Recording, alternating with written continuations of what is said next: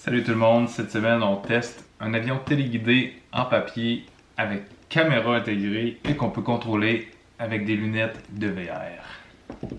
On teste ensemble maintenant.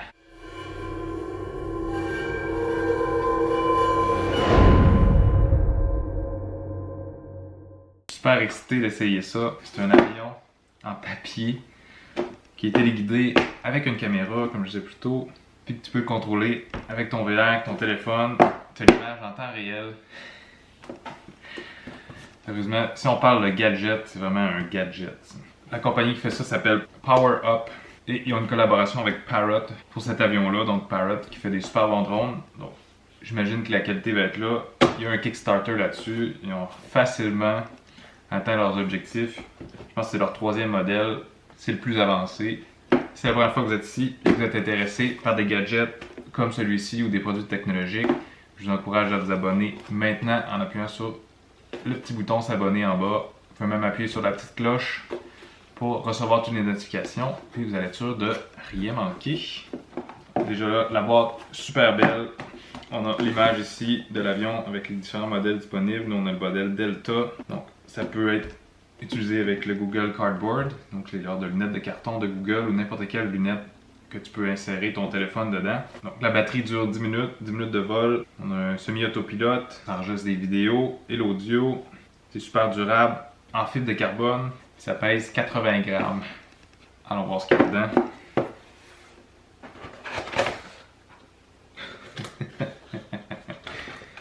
Donc rien de plus simple dans la boîte. On a un bel emballage noir.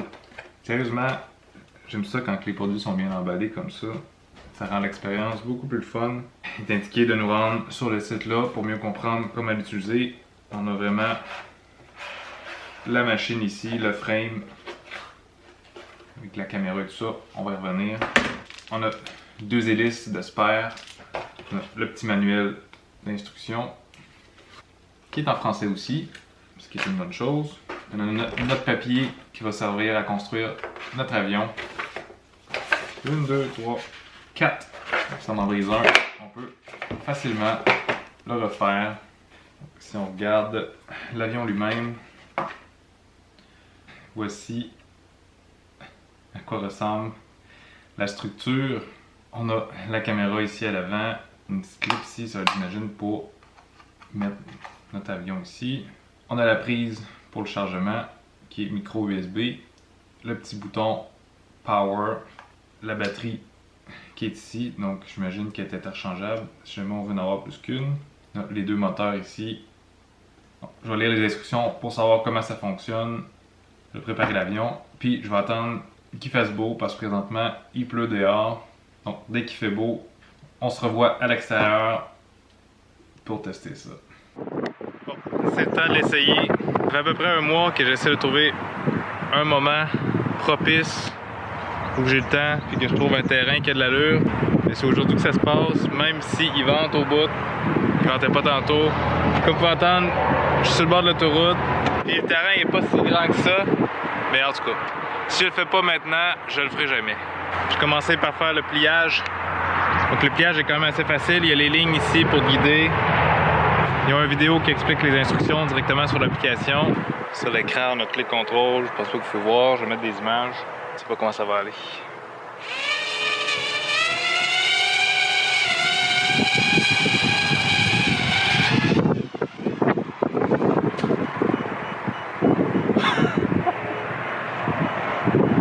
La première n'est pas la bonne.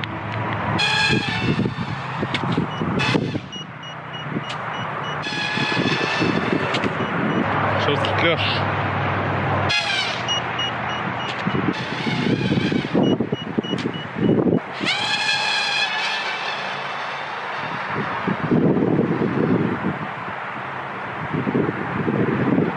J'ai quand même été pas mal plus loin cette fois-ci. Je vais aller le chercher. Certainement quelque chose que je fais de pas correct.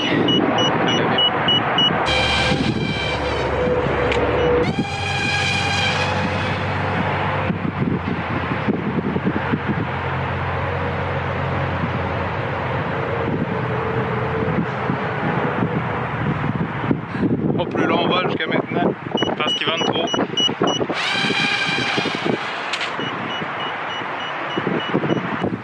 Il y a un sensor qui détecte quand il y a des impacts puis qui arrête de fonctionner comme ça, le bip bip. Je fais à peine bouger. Puis il part tout seul. Tantôt j'étais dans les airs, il y a un petit coup de vent. J'ai même pas bougé. Tantôt j'étais dans les airs, il y a un petit coup de vent. Ouf, il a détecté une collision. Bang à terre. Et je le bouge même pas. Là. Ça fait pas de sens. C'est assez frustrant comme expérience pour l'instant.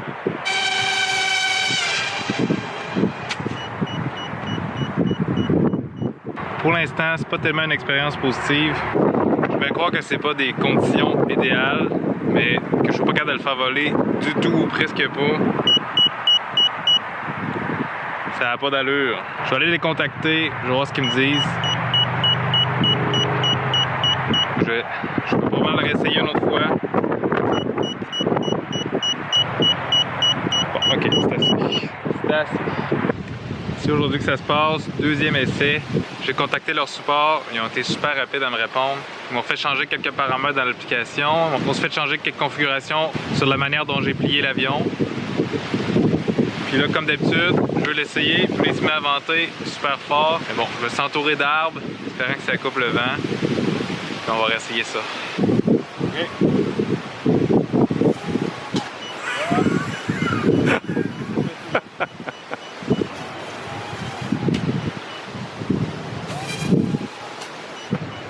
Tu essaies de l'envoyer vers le vent?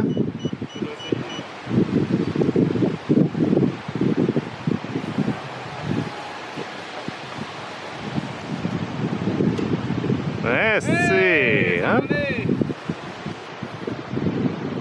Tu savais, c'était ça. Ouais.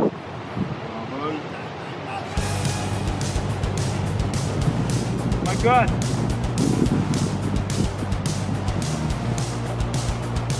Oh!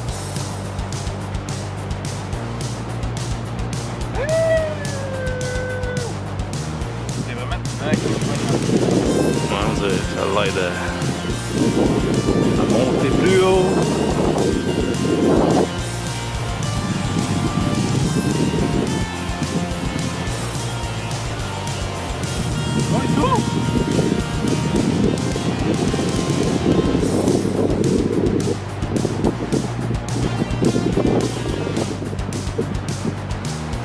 Oh my God! Quand même. Elle est tournée! On va faire une shot cinématique. Je la caméra de bord. L'arrière.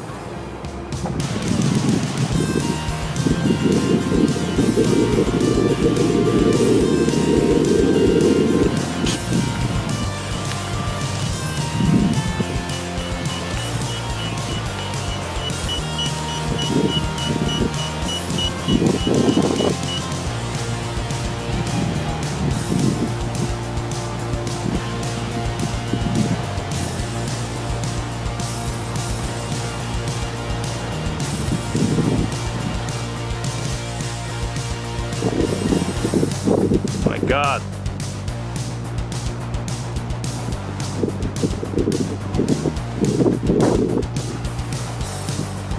C'est le contrôle. Nice.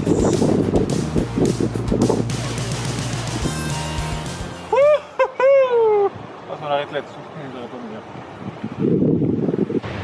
Après un bon délai d'adaptation, on a finalement compris qu'il fallait l'envoyer un peu dans le vent pour le partir. Puis après ça, il faut avoir un peu d'aptitude de conducteur d'avion, ce qui est pas très évident dans le vent qu'il fait là. C'est vraiment pas les conditions idéales pour faire ça. En même temps, il n'y a pas grand conditions idéales pour faire ça. Je veux dire, il y a tout le temps du vent. Puis c'était du gros vent quand même, mais c'est pas si pire que ça. J'ai quand même beaucoup de difficultés à l'utiliser. Les soutiens techniques ont été super rapides à me répondre là-bas. C'est un avantage d'après moi. Mais bon, je suis quand même assez partagé sur mes résultats. Ça a été quand même très frustrant à utiliser. Mais une fois que tu l'as dans les airs, on dirait que tu oublies tout ce qui s'est passé avant. Mais j'ai sacré pas mal à la fin de l'utiliser. L'application est quand même aussi frustrante, même plus que l'avion elle-même. Pour réussir à avoir l'image de l'avion, il faut tout le temps redémarrer l'application. Il faut aller dans le sans-fil, aller enlever l'appareil, remettre l'appareil. Après ça, je pense que ça prend à peu près 10-15 fois avant que finalement ils réussissent à capter l'image. Des fois, après un crash, je perds l'image, je dois refaire le même processus. Si vous n'êtes pas prêt à tout le temps jouer après l'application pour que ça finisse à fonctionner, je vous recommande certainement pas de l'acheter. Par contre, si vous êtes un fan de gadgets, de prototypes, puis d'affaires de ce genre-là, c'est un fan d'avions téléguidés, je pense que ça peut être très intéressant. C'est comme super intéressant d'avoir directement sur l'application l'image en temps réel. Il n'y a qu'un petit délai. Je pense que quand tu le mets en mode VR, que j'ai pas utilisé, le délai est moins grand, l'image est moins belle. J'espère que vous avez aimé la vidéo. Moi, j'ai quand même apprécié les 10 minutes où j'ai réussi à le faire voler, malgré que j'ai passé 1 heure là-dedans à sacrer. Comme d'habitude, je vais mettre toutes les liens dans la description. Puis sinon, on se voit la semaine prochaine.